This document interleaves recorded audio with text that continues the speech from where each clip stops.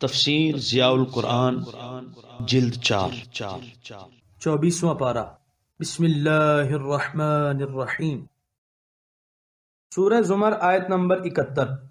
وسیق الذین کفروا الی جہنم زمرا حتی اذا جاؤوها فتحت ابوابها وقال لهم خزنتها الم یأتکم رسل منکم یتلون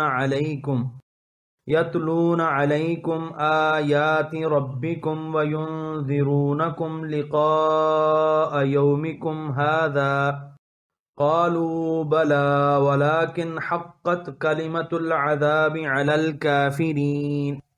ترجمہ: اور ہانکے جائیں گے کفار جہنم کی طرف گروہ در گروہ، جب اس کے پاس آئیں گے تو کھول دیے جائیں گے اس کے دروازے اور پوچھیں گے ان سے، دوزخ کے پہرے دار کیا نہیں آئے تھے تمہارے پاس پیغمبر تم میں سے جو پڑھ کر سناتے تمہیں تمہارے رب کی آیتیں اور ڈراتے تمہیں اس دن کی ملاقات سے؟ کہیں گے بے شک آئے تھے لیکن ثبت ہو چکا تھا لوح محفوظ میں عذاب کا حکم کفار پر۔ سورہ زمر آیت نمبر 71 کی تفسیر۔ عدالت عالیہ میں جن کو جہنم رسید کرنے کا فیصلہ صادر ہوگا ان کو اس طرح ہانک کر جہنم میں پھینک دیا جائے گا۔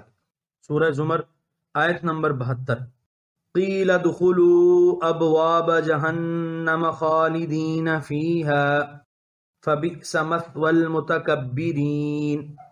ترجمہ: انہیں کہا جائے گا داخل ہو جاؤ دوزخ کے دروازوں سے اس حال میں کہ تم ہمیشہ اس میں رہو گے، پس کتنا برا ٹھکانہ ہے مغروروں کا۔ سورہ زمر آیت نمبر 73۔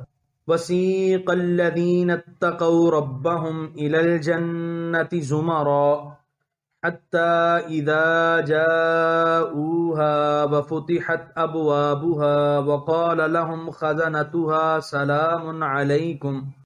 سلام علیکم طبتم فادخلوها خالدین۔ ترجمہ: اور لے جایا جائے گا انہیں جو ڈرتے رہے تھے عمر بھر اپنے رب سے جنت کی طرف گروہ در گروہ، حتیٰ کہ جب وہ وہاں پہنچیں گے اور جنت کے دروازے پہلے ہی کھول دیے گئے ہوں گے تو کہیں گے انہیں جنت کے محافظ تم پر سلام ہو، تم خوب رہے، پس اندر تشریف لے چلو ہمیشہ ہمیشہ کے لیے۔ سورہ زمر آیت نمبر 73 کی تفسیر۔ اور جن خوش نصیبوں کے بارے میں بخش دینے کا فیصلہ ہوگا ان کو بڑی عزت و اکرام سے نعیم جنت کی طرف فرشتے لے جائیں گے۔ کیا دلکش منظر ہوگا! ان پاک نفس لوگوں کو گروہ در گروہ جنت میں داخل کیا جائے گا، اور سب سے پہلے داخل ہونے والے ہمارے آقا و مولا حضور محمد صلی اللہ علیہ وآلہ وسلم ہوں گے۔ مسلم شریف کی حدیث ہے، حضور نے فرمایا میں سب سے پہلے جنت کا دروازہ کھٹکھٹاؤں گا۔ حضرت انس بن مالک سے مروی ہے، حضور نے فرمایا قیامت کے دن میں جنت کے دروازے پر آؤں گا اور اسے کھولنے کے لیے کہوں گا تو جنت کا خازن پوچھے گا آپ کون ہیں؟ میں اپنا نام بتاؤں گا تو وہ کہے گا کہ مجھے آپ کے متعلق ہی حکم دیا گیا ہے کہ آپ سے پہلے کسی کے لیے جنت کا دروازہ نہ کھولوں۔ سورہ زمر آیت نمبر 74۔ وقالوا الحمد للہ الذی صدقنا وعدہ وأورثنا الأرض نتبوأ من الجنة حيث نشاء فنعم أجر العاملين۔ ترجمہ: اور وہ خوش بخت کہیں گے ساری تعریفیں اس اللہ کریم کے لیے جس نے پورا فرمایا ہمارے ساتھ اپنا وعدہ اور وارث بنا دیا ہمیں اس پاک زمین کا، اب ہم ٹھہریں گے جنت میں جہاں چاہیں گے، پس کتنا عمدہ اجر ہے نیک کام کرنے والوں کا۔ سورہ زمر آیت نمبر 75۔ وَتَرَى الْمَلَائِكَةَ حَافِّينَ مِنْ حَوْلِ الْعَرْشِ يُسَبِّحُونَ بِحَمْدِ رَبِّهِمْ وَقُضِيَ بَيْنَهُمْ بِالْحَقِّ وَقِيلَ الْحَمْدُ لِلَّهِ رَبِّ الْعَالَمِينَ۔